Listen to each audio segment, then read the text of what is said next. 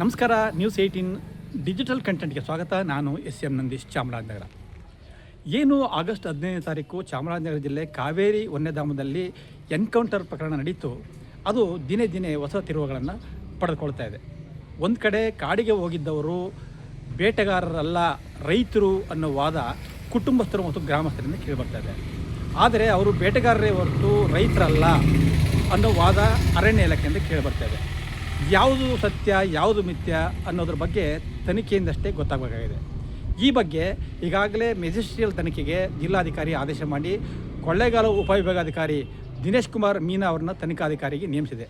ತನಿಖಾಧಿಕಾರಿ ಮುಂದೆ ಈಗಾಗಲೇ ಏನು ಅರಣ್ಯ ಸಿಬ್ಬಂದಿ ಇದ್ದಾರೆ, ಎನ್ಕೌಂಟರ್ನಲ್ಲಿ ಭಾಗವಹಿಸಿದ್ರು ಮತ್ತು ಅರಣ್ಯ ಸಿಬ್ಬಂದಿ ಅವರು ತಮ್ಮ ಹೇಳಿಕೆಯನ್ನು ದಾಖಲಿಸಿ ಸ್ಥಳದಲ್ಲಿ ಸಿಕ್ಕ ಒಂದು ಸಾಕ್ಷ್ಯಾಧಾರಗಳನ್ನು ಕೊಟ್ಟು, ಇದು ಅವರು ಕಾಡಿಗೆ ಬಂದಿದ್ದವರು ಬೇಟೆಗಾರರೇ ಹೊರತು ಬೇರೆಯವರೆಲ್ಲ, ತಮಗೆ ಮತ್ತು ಯಾಕಾಗಿ ತಾವು ಎನ್ಕೌಂಟರ್ ಮಾಡಬೇಕಾದ ಗುಂಡನ್ನು ದಾಳಿ ನಡೆಸಬೇಕಾಯಿತು ಅನ್ನೋದ್ರ ಬಗ್ಗೆ ಪಿನ್ ಟು ಪಿನ್ ಮಾಹಿತಿಯನ್ನು ಕೊಟ್ಟಿದ್ದಾರೆ. ಅಲ್ಲಿ ದೊರಕಿದಂತಹ ಜಿಂಕೆ ಮಾಂಸ ಇರ್ಬೋದು, ಅಥವಾ ಬಂದೂಕು ಇರ್ಬೋದು, ತಲೆ ಬ್ಯಾಟ್ರಿ ಇರ್ಬೋದು, ಬೇರೆ ಬೇರೆ ವಸ್ತುಗಳಿರ್ಬೋದು, ಅದರ ಬಗ್ಗೆ ಒಂದು ಮಾಹಿತಿಯನ್ನು ತನಿಖಾಧಿಕಾರಿ ಮುಂದೆ ಕೊಟ್ಟಿದ್ದಾರೆ. ಜೊತೆಗೆ ಈ ನಡುವೆ ಏನು ತಲೆ ತಪ್ಪಿಸ್ಕೊಂಡಿದ್ದ ಆ ಒಂದು ಪ್ರಕರಣದಲ್ಲಿ, ಎನ್ಕೌಂಟರ್ ಪ್ರಕರಣದಲ್ಲಿ 4 ಜನ ಹೋಗಿದ್ದರು ಕಾಡಿನೊಳಗಡೆ, ಅದರಲ್ಲಿ 3 ಜನ ಸತ್ತರು. ಒಬ್ಬ ನಾಪತ್ತೆಯಾಗಿ ಮೈಸೂರು ಆಸ್ಪತ್ರೆಗೆ ಸೇರ್ಕೊಂಡಿದ್ದ. ಆತನ ಹೆಸರು ಮಹಿಮಾ ದಾಸ್ ಅಂತೇಳಿ. ಅವನು ಆಸ್ಪತ್ರೆಯಿಂದ ಡಿಸ್ಚಾರ್ಜ್ ಆಗಿ ಸಂಬಂಧಿಕರ ಮನೆಯಲ್ಲಿದ್ದ. ಅವನನ್ನು ಸಹ ಈಗ ಕುಟುಂಬಸ್ಥರು ತನಿಖಾಧಿಕಾರಿ ಮುಂದೆ ಹಾಜರುಪಡಿಸಿ ಅವನ ಹೇಳಿಕೆಯನ್ನು ಸಹ ದಾಖಲು ಮಾಡಿದ್ದಾರೆ. ಅವನು ಏನು ಹೇಳಿಕೆ ಕೊಟ್ಟಿನ ಅದರ ಬಗ್ಗೆ ಗೊತ್ತು, ಯಾಕೆಂದರೆ ಅವನೇ ಪ್ರಮುಖ ಮತ್ತು ಹೈ ವಿಟ್ನೆಸ್ ಅಂದರೆ ಮಹಿಮಾ ದಾಸು. ಅವನು ಈಗ ಮೈಸೂರಿನಲ್ಲಿ ತನಿಖಾಧಿಕಾರಿ ಮುಂದೆ ಅಜ್ಞಾತ ಸ್ಥಳವೊಂದರಲ್ಲಿ ಹೇಳಿಕೆಯನ್ನು ದಾಖಲಿಸಿದ್ದಾನೆ. ಈ ನಡುವೆ ಏನು ಈ ಒಂದು ಘಟನೆ ನಡೀತು ಎನ್ಕೌಂಟರ್, ಅದಕ್ಕೆ ಪ್ರತಿಕಾರವಾಗಿ ಹನೂರು ತಾಲೂಕಿನಾದ್ಯಂತ ಬೇರೆ ಬೇರೆ ಕಡೆಗಳಲ್ಲಿ ಸಾಕಷ್ಟು ಪ್ರತಿಭಟನೆಗಳು ನಡೆದವು. ಜೊತೆಗೆ ದುಷ್ಕರ್ಮಿಗಳು ಈ ಒಂದು ಏನು ಇದು ನಡೀತು ಅದನ್ನು ತಮಗೆ ದುರ್ಬಳಕೆ ಮಾಡ್ಕೊಳ್ಳೋದಕ್ಕೆ ಯತ್ನ ಮಾಡೋದ್ರಲ್ಲಿ ಕಂಡುಬರ್ತಾ ಇದೆ. ಯಾಕೆಂದರೆ 8 ಕಳ್ಳಬೇಟೆ ತಡೆ ಶಿಬಿರಗಳನ್ನು, ಅರಣ್ಯದಲ್ಲಿರ್ತಕ್ಕಂಥ ಕಳ್ಳಬೇಟೆ ತಡೆ ಶಿಬಿರಗಳನ್ನು ಅವರು ಧ್ವಂಸಗೊಳಿಸಿದ್ದಾರೆ ಮತ್ತು 8ಕ್ಕೂ ಹೆಚ್ಚು ವಸತಿ ಗೃಹಗಳನ್ನು ಧ್ವಂಸಗೊಳಿಸಿದ್ದಾರೆ. ಅದರಲ್ಲಿ 2 ಕಳ್ಳಬೇಟೆ ಶಿಬಿರಗಳನ್ನು ಜಿಲೆಟಿನ್ ಮತ್ತು ಡೈನಮೈಟ್ ಬಳಸಿ ಸ್ಫೋಟ ಮಾಡಿ ಅಲ್ಲಿ ಹಾನಿಗೊಳಿಸಿದ್ದಾರೆ. ಇದೆಲ್ಲ ನೋಡಿದ್ರೆ ಯಾರೋ ಇದನ್ನು ತಮ್ಮ ಇದಕ್ಕೆ ಬಳಸ್ಕೊಳ್ಳೋದಕ್ಕೆ, ತಮ್ಮ ಸ್ವಾಯತ್ತಾಸಕ್ತಿಗೆ ಬಳಸ್ಕೊಳ್ಳೋಕೆ ನೋಡ್ತಾ ಇದ್ದಾರೆ ಅಂತೇಳಿ ಗೊತ್ತಾಗುತ್ತೆ. ಹಾಗಾಗಿ ಇದ್ರ ಬಗ್ಗೆ ಒಟ್ಟಾರೆ ತನಿಖೆ ನಡೀತಾ ಇದೆ. ಒಂದೆರಡು ದಿನಗಳಲ್ಲಿ ಈ ಒಂದು ತನಿಖಾ ವರದಿ ಹೊರಬಿರುವ ನಿರೀಕ್ಷೆ ಇದೆ. ಈಗ ಕಾವೇರಿ ವನ್ಯಜೀವಿ ವಿಭಾಗದಲ್ಲಿ ಹನೂರು ವನ್ಯಜೀವಿ ವಲಯದಲ್ಲಿ 15/8/2026 ಬೆಳಿಗ್ಗೆ 5ರಿಂದ 5:15 ಗಂಟೆಗೆ ಈ ಘಟನೆ ಆಗಿದ್ದು ಎಲ್ಲರಿಗೂ ಗೊತ್ತಿರುವ ಒಂದು ವಿಷಯ. ಈಗಾಗಲೇ ನಮ್ಮ assistant conservator of forest Mariswamy ಅವರು ಕೂಡ ಇದ್ರ ಬಗ್ಗೆ ತಮಗೆ ಮಾಹಿತಿಗಳನ್ನು ನೀಡಿರುತ್ತಾರೆ. ಹೌದು, ಇದು ಒಂದು 4 ಜನ ಬೇರೆ ಬೇರೆ ವಿಲೇಜಸ್ನಿಂದ ಬಂದು ಕರಡಿಕಲ್ ಹೊಡ್ಡು ಅಂತೆ ಒಂದು ಜಾಗನಲ್ಲಿ ಈ ಒಂದು ಘಟನೆ ಆಗಿದೆ. ನಮಗೆ ಮಾಮಿಸ ಕೂಡ ಸಿಕ್ಕಿದೆ ಅವ್ರ ಕಡೆಯಿಂದ. ಹಾಗಾಗಿ ಇದು ಒಂದು ಪೋಚಿಂಗ್ ಕೇಸ್ ಅಂತ ಹೇಳಲಿಕ್ಕೆ ನಾನು ಇದು ಮಾಡ್ತಾ ಇದ್ದೇನೆ. ಮತ್ತು 2 ಬಂದೂಕು ಕೂಡ, ಕಂಟ್ರಿ ಗನ್ಸ್ ಕೂಡ ನಮಗೆ ಅಲ್ಲಿಂದ ಆ ಸ್ಥಳದಿಂದನೇ ಸೀಸ್ ಆಗಿದೆ. ಹಾಗಾಗಿ ಇದನ್ನು ಒಂದು ಪೋಚಿಂಗ್ ಕೇಸ್ ಅಂತ ಹೇಳಲಿಕ್ಕೆ ನಾನು ಇಷ್ಟಪಡ್ತಾ ಇದ್ದೇನೆ. ಹಾಗೂ ಆ ಪೋಚರ್ಸ್ ಅವರು ನಮ್ಮ ಸಿಬ್ಬಂದಿಗಳ ಮೇಲೆ ದಾಳಿ ಮಾಡಿಯ ಸಂಬಂಧದಲ್ಲಿ ನಮ್ಮ ಸುರಕ್ಷಣೆಗೋಸ್ಕರ ನಮಗೆ ಫೈರ್ ಆರ್ಮ್ಸ್ ನೋಟಿಫಿಕೇಶನ್ ಅಂತ ಹೇಳಿ 1991ನಲ್ಲಿ ಒಂದು ನೋಟಿಫಿಕೇಶನ್ ಆಗುತ್ತೆ. ಅದನ್ನ ಪ್ರಕಾರ ನಮ್ಮ ಸಿಬ್ಬಂದಿಗಳು ಅವ್ರದ್ದು ಆತ್ಮರಕ್ಷಣೆಗೋಸ್ಕರ ಅವರನ್ನು ಕಾಪಾಡಿಕೊಳ್ಳುವ ಒಂದು ದೃಷ್ಟಿನಲ್ಲಿ ಅವರು ಫೈರ್ ಮಾಡಬಹುದು ಅಂತ ಒಂದು ನೋಟಿಫಿಕೇಶನ್ ಹೇಳುತ್ತೆ. ಅದನ್ನ ಪ್ರಕಾರ ಇವರು ಪೋಚರ್ಸ್ ಹೆಂಗೆ ದಾಳಿ ಮಾಡ್ತಾರಲ್ಲ, ಇವರನ್ನು ಸೆಲ್ಫ್ ಡಿಫೆನ್ಸ್ ಮಾಡ್ಕೊಳ್ಳಿಕ್ಕೆ ನಮ್ಮ ಸ್ಟಾಫ್ಸ್ಗಳು ಕೂಡ ಅವ್ರ ಮೇಲೆ ದಾಳಿ ಮಾಡಿದ್ದಾರೆ. ಇದೇ ಘಟನೆ ಆಗಿಯೇ ಒಂದು ರೀತಿ. ಹೌದು, ಅದನ್ನು ಇನ್ನೂ ನಮ್ಮ ಪರಿಶೀಲನೆ ನಡೀತಾ ಇದೆ. ಆವಾಗ ಕರೆಕ್ಟಾಗಿ ನಿಮಗೆ ಅವರು ಪೋಚರ್ಸ್ಗಳ ಏನು ಅಂತ ಕರೆಕ್ಟಾಗಿ ಗೊತ್ತಾಗುತ್ತೆ.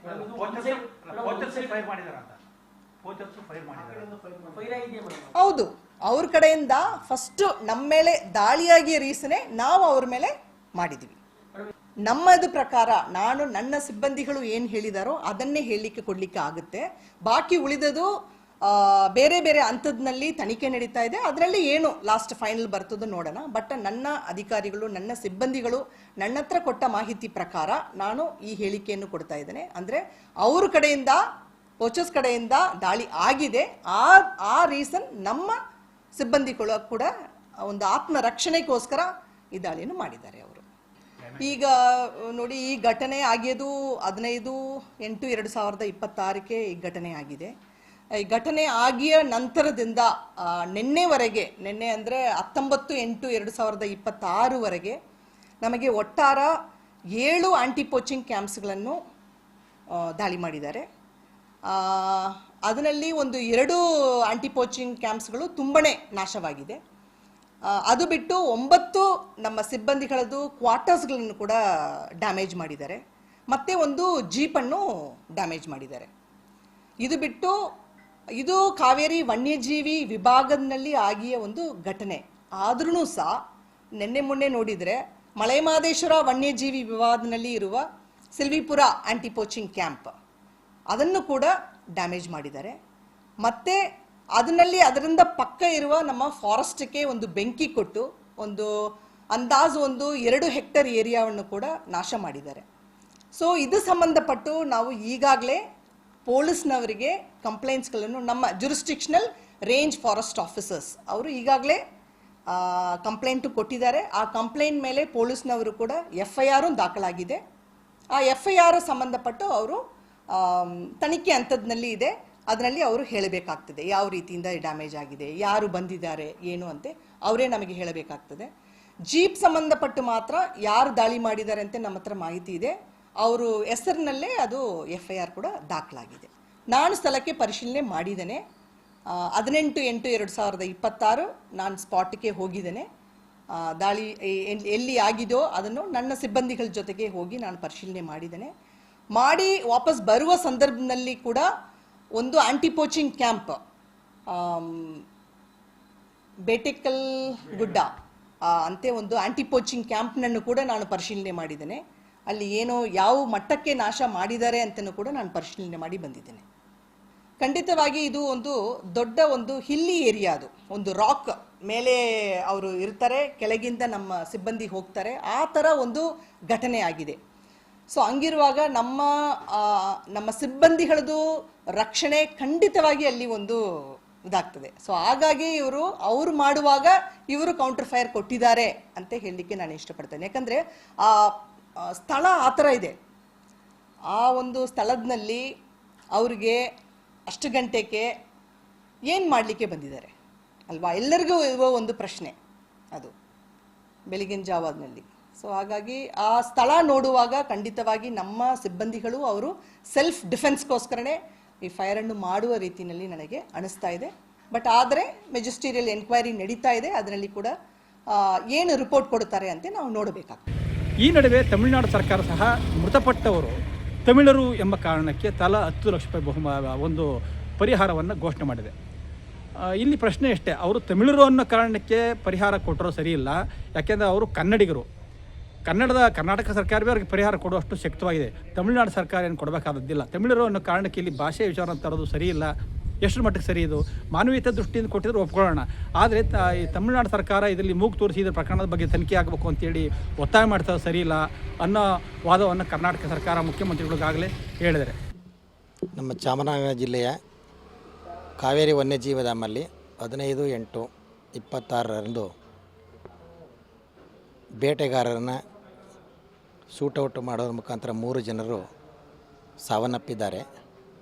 ನಮ್ಮ ಅಭಿಪ್ರಾಯದಂತೆ ಯಾರು ಮರಣ ಹೊಂದಿರ್ತಾರೆ ಅವರು ನಿಜವಾಗ್ಲೂ ರೈತರಲ್ಲ, ಅವರು ನಿಜವಾಗ್ಲೂ ಬೇಟೆಗಾರರು. ಯಾಕೆಂದರೆ ಯಾವುದೇ ರೈತರು ಕಾಡೊಳಗಡೆ ಗನ್ನು, ಚಾಕು, ತಿಂಗಳಿಗೆ ಬೇಕಾದಂಥ ರೇಷನ್ನು ಇದನ್ನೆಲ್ಲರೂ ತಗೊಂಡು ಕಾಡೊಳಗಡೆ ಹೋಗ್ತಕ್ಕಂಥವ್ರಲ್ಲ. ಮತ್ತು ಊರಿಂದ ಕಾಡು 15 ಕಿಲೋಮೀಟ್ರ್ ದೂರದೊಳಗಡೆ ಹೋಗಿ ಈ ಬೇಟೆಯನ್ನು ಆಡ್ತಿರ್ತಕ್ಕಂಥದ್ದು. ಆ ಸಂದರ್ಭದಲ್ಲಿ ಅರಣ್ಯ ಇಲಾಖೆ ಗಸ್ತು ತಿರುಗ್ತಿರ್ಬೇಕಾದ್ರೆ ಒಬ್ರಿಗೊಬ್ಬರು ನೇರ ಆಗಿ ಅರಣ್ಯ ಇಲಾಖೆಯ ಸಿಬ್ಬಂದಿಗಳ ಮೇಲೆ ಇವರು ಫೈರ್ ಮಾಡಿರ್ತಕ್ಕಂಥದ್ದು ಮೇಲಿನ ಒಂದು ನೋಟಕ್ಕೆ ತಿಳಿದು ಬಂದಿದೆ. ತದನಂತರ ಅವರು ತಮ್ಮ ರಕ್ಷಣೆಗೋಸ್ಕರ ಅರಣ್ಯ ಸಿಬ್ಬಂದಿ ಈ ಕಡೆ ಇದನ್ನು ತಾವು ಸಹ ಫೈರ್ ಮಾಡಿ 3 ಜನ ಮೃತಪಟ್ಟಿರ್ತಕ್ಕಂಥದ್ದು ಎಲ್ಲರಿಗೂ ತಿಳಿದಿರ್ತಕ್ಕಂಥ ವಿಚಾರ. ಅದು ಮೃತರ ಬಗ್ಗೆ ನಮಗೆ ಸಾಕಷ್ಟು ಒಂದು ಅನುಕಂಪ ಇದೆ. ಆದರೆ ತದನಂತರ ನಿಜವಾಗಿ ಅವರು ರೈತರಾಗಿದ್ದರೆ ನ್ಯಾಯಾಂಗ ತನಿಖೆ ನಡೀತಾ ಇದೆ. ಅದು ಹೊರಗಡೆ ಬರಲಿ, ಆಗ ಯಾರು ತಪ್ಪಿಸ್ತೈತೆ ಅವ್ರ ಮೇಲೆ ಕ್ರಮ ತಗೊಳ್ಳಿ ಅಂತೇಳಿ ಹೇಳ್ಬೋದಾಗಿತ್ತು. ಆದರೆ ಕಾಡಿನೊಳಗಡೆ ನುಗ್ಗಿ ದಾಂಧಲೆಯನ್ನು ಮಾಡಿ ಅರಣ್ಯ ಸಂಪತ್ತನ್ನು ನಾಶ ಮಾಡಿ ಅಲ್ಲಿರ್ತಕ್ಕಂತಹ ಆಂಟಿ ಪೋಚಿಂಗ್ ಕ್ಯಾಂಪ್ಗಳು 8 ಆಂಟಿ ಪೋಚಿಂಗ್ ಕ್ಯಾಂಪ್ಗಳನ್ನು ಜಿಲೆಟಿನ್ ಉಪಯೋಗಿಸಿ ಕಟ್ಟಡವನ್ನು ಧ್ವಂಸ ಮಾಡಿರ್ತಕ್ಕಂಥದ್ದು ಮತ್ತು ಕಾಡಿಗೆ ಬೆಂಕಿ ಆಗ್ತಕ್ಕಂಥದ್ದು, ಇಂಥ ಒಂದು ದುಷ್ಕೃತ್ಯ ಕೆಲಸಗಳನ್ನ ಮಾಡಿರೋದು ನಿಜವಾಗಲೂ ಇವರು ರೈತರಲ್ಲ ಅಂತೇಳಿ ನಮಗನ್ನಿಸುತ್ತೆ. ಹಾಗಾಗಿ ಸರ್ಕಾರ ಇವರ ಮೇಲೆ ಕಠಿಣ ಕ್ರಮವನ್ನು ಜರುಗಿಸಬೇಕು. ಅರಣ್ಯ ಇಲಾಖೆಯ ತಳಮಟ್ಟದ ಸಿಬ್ಬಂದಿಗಳಿಗೆ ನ್ಯಾಯವನ್ನು ಕೊಟ್ಟು ಅವರ ಆತ್ಮಸ್ಥೈರ್ಯವನ್ನು ಹೆಚ್ಚಿಸೋಕ್ಕೆ ಸರ್ಕಾರ ಮತ್ತು ಅರಣ್ಯ ಇಲಾಖೆ ಕೆಲಸವನ್ನು ಮಾಡಬೇಕು ಅಂತೇಳಿ ಈ ಸಂದರ್ಭದಲ್ಲಿ ನಾವು ಸರ್ಕಾರವನ್ನು ಮತ್ತೊಮ್ಮೆ ನಾವು ಆಗ್ರಹಿಸ್ತಾ, ಪರಿಹಾರ ಏನು ಇದೆ, ಈಗ ನಾವು ಏನಂದರೆ ಕಳ್ಳರಿಗೆ ಪರಿಹಾರ ಕೊಟ್ಟಂಗೆ ಆಗ್ತದೆ. ಸರ್ಕಾರ ಪರಿಹಾರ ಕೊಟ್ಟೋದ್ರಿಂದ ಏನಾಗುತ್ತೆ, ಇನ್ನೂ ಜಾಸ್ತಿ ಅವ್ರನ್ನ ಪ್ರೊವೋಕ್ ಮಾಡ್ತಕ್ಕಾಗುತ್ತೆ.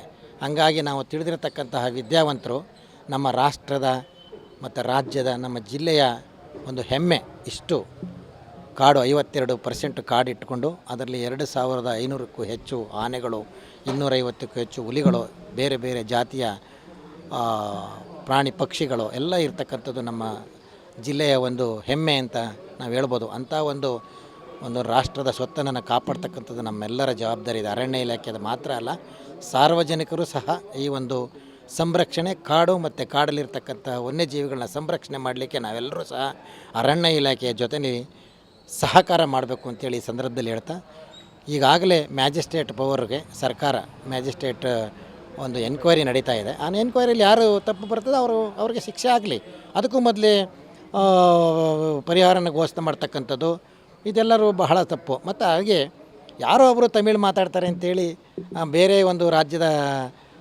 ಸರ್ಕಾರ ಬಂದು ಅವ್ರಿಗೆ ಇಲ್ಲಿ ಪರಿಹಾರ ಕೊಡ್ತಕ್ಕಂಥದ್ದು ನಿಜವಾದ ಇದು ಇನ್ನೂ ಖಂಡನೀಯ. ಇದು ಯಾರೇ ಒಂದು ನಾಗರಿಕ ಸಮಾಜದಲ್ಲಿ ಜವಾಬ್ದಾರಿಯುತ ನಾಗರಿಕರು ಈ ಥರ ಕೆಲಸವನ್ನು ಮಾಡ್ತಕ್ಕಂಥದ್ದು ಬಹಳ ಖಂಡನೀಯ. ಯಾಕೆಂದರೆ ಅವ್ರದ್ದು ಸಹ ಜವಾಬ್ದಾರಿ ಇರ್ತದೆ ಇದರಲ್ಲಿ.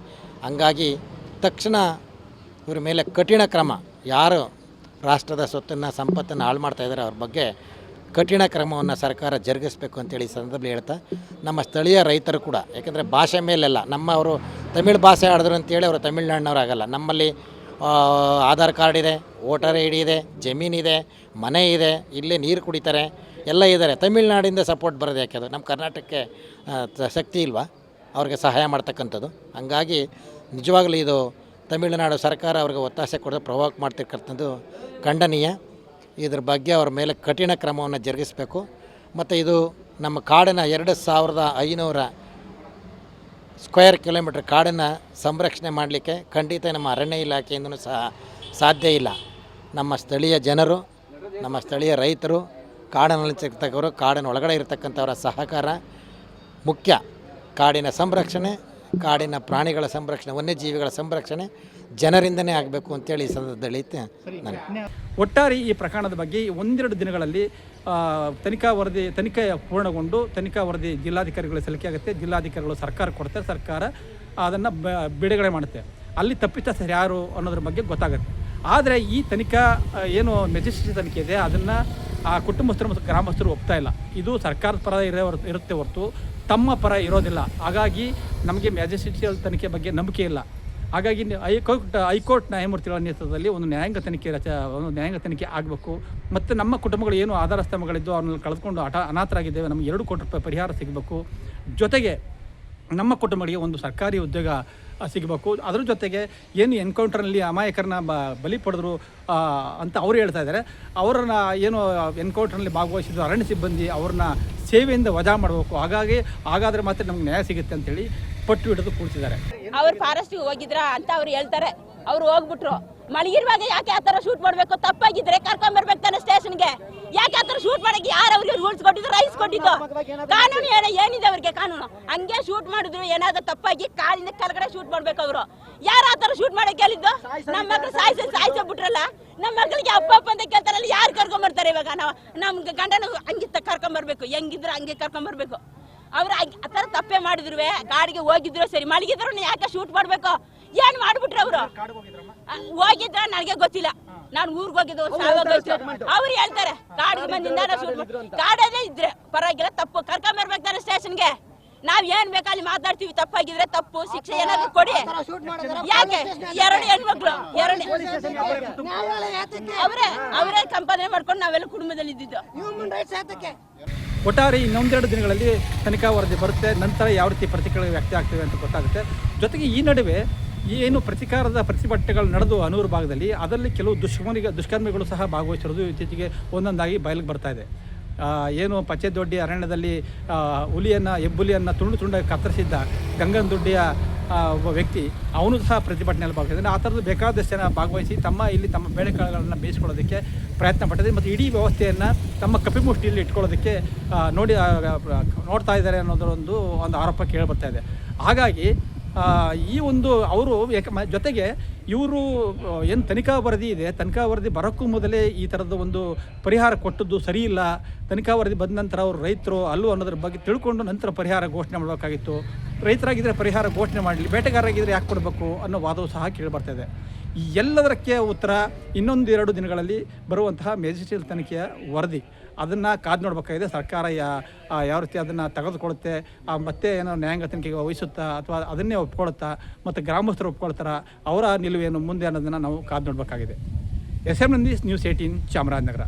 ನಿರ್ಭೀತ, ನಿಷ್ಪಕ್ಷಪಾತ, ವಿಶ್ವಾಸಾರ್ಹ ಸುದ್ದಿಗಳಿಗೆ ಮತ್ತೊಂದು ಹೆಸರಾಗಿರೋ ನ್ಯೂಸ್ 18 ಕನ್ನಡ ಈಗ ಆಪ್ನಲ್ಲೂ ಲಭ್ಯ ಇದೆ.